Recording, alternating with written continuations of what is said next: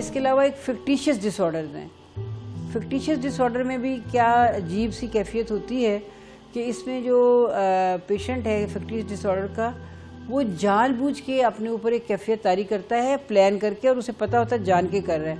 मसलन अगर प्याज रख के टेम्परेचर बढ़ा लेना, और अगर आप सोते हुए अपने आप को बहुत ज़्यादा गर्मी में कवर कर लें और प्याज रख लें, आपका टेम्परेचर इंक्रीज़ हो जाएगा।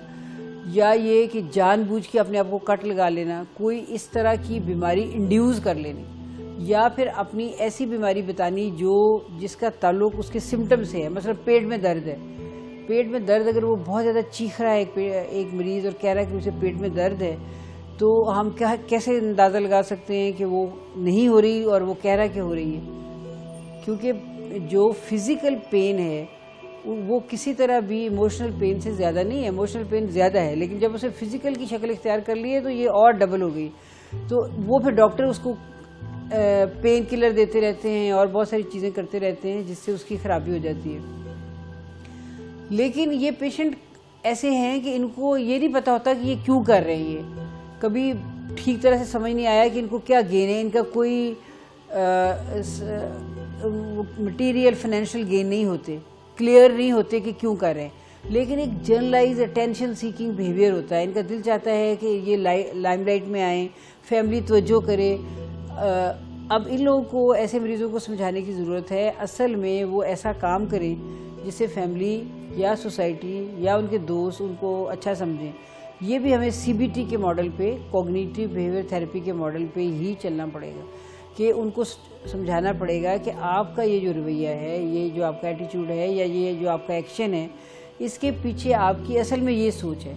और लेकिन इसको अचीव करने के लिए ये तरीका ठीक नहीं है। आप कोई कारनामा करो, कोई अच्छा पढ़ो, कोई ऐसे काम करो जिससे आपका नाम बने। तो इस तरीके से इनको गाइडलाइंस दी जा सकती हैं और समझाया जा सकता है।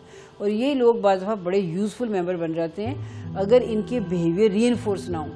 क्या मतलब है कि हम इनको बीमार समझ के इनकी तवज्जो उसी वक्त दें जब ये बीमार हो। जब ये बीमार ना हो तो इनकी बात ही ना सुने, तो वो फिर ये जो नेगेटिव रवैया है ये रीइंफोर्स हो जाता है, ये और पक्का हो जाता है।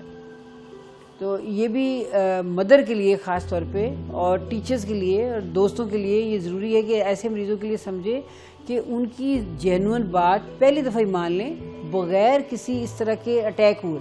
बंदा खुद अपने लिए एक इंड्यूस करता है बीमारी, बुखार चढ़ा लेता है या पेट में दर्द हो रही है, या बाज़ दफ़ा बच्चे जो हैं वो कोई मटर का दाना रख लेते हैं ये लिप के नीचे, या इस तरह बहुत देर लगती है समझने में, इतनी जल्दी पकड़े नहीं जाते, समझ में नहीं आती।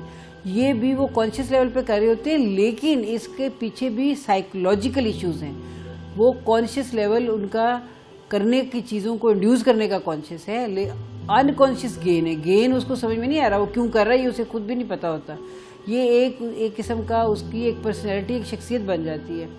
इधर भी साइकोथेरेपी की, कॉग्निटिव बिहेवियर थेरेपी की, समझाने की, उसकी सोचों को चेंज करने की, उसको बचपन में रिलीव कराने की ज़रूरत है। लेकिन एक इसमें और बड़ी मज़ेदार कैफियत है कि ये ऐसा भी फिक्टिशियस डिसऑर्डर के लोग हैं कि जो लोग उनके अंडर कंट्रोल हैं, जैसे उसकी एल्डरली वालदा है या बच्चे हैं, वो उनमें भी इंड्यूस कर देते हैं और उनको भी ले लेके डॉक्टरों के पास फिरते हैं और फैमिली सारी आ जाती है उनको देखने और विजिट करने। मतलब ये फिक्टिशियस डिसऑर्डर वो अपने डिपेंडेंट्स को भी दे देते हैं। एक तो ये ना कि अपने पे कर लेगी, कि दूसरे पे कर लेगी। ये मेरी माँ बीमार है और पूरी फैमिली आके खड़ी हो गई माँ को देखने के लिए और डॉक्टर्स भी देख रहे हैं, और माँ भी यही फील करने लग गई है चूँकि वो एल्डरली है कि हाँ मैं बीमार हूँ। या बच्चा भी अभी इतना कॉन्शियस लेवल पे इतना मैच्योर नहीं है, इमोशनली इतना मैच्योर नहीं है, तो वो भी अपने बाप के कहने में आ जाता है। तो ये देखने में आया है, बड़ी दिलचस्प बात है कि फिक्टिशियस डिसऑर्डर जो दूसरों को इंड्यूस करता है वो ज़्यादा मेल है, जो अपने अंदर इंड्यूस करती है वो ज़्यादा फीमेल है। शायद मेल के अंदर ये पावर है ना कि क्योंकि वो सारे डिपेंडेंट है उसके, अगर उसने कह दिया तो सबने मान लिया। तो ये भी एक बड़ी अजीब सी सिचुएशन है। इसमें बूढ़ी वालदा को बाद दफ़ा वाकई में लगता है कि मेरा बच्चा ठीक कह रहा है, मैं बहुत बीमार हूँ, तो उसमें उस वालदा का इलाज नहीं करना, वो ये समझना है कि असल fictitious issue, psychological not problem इसके बेटे का है।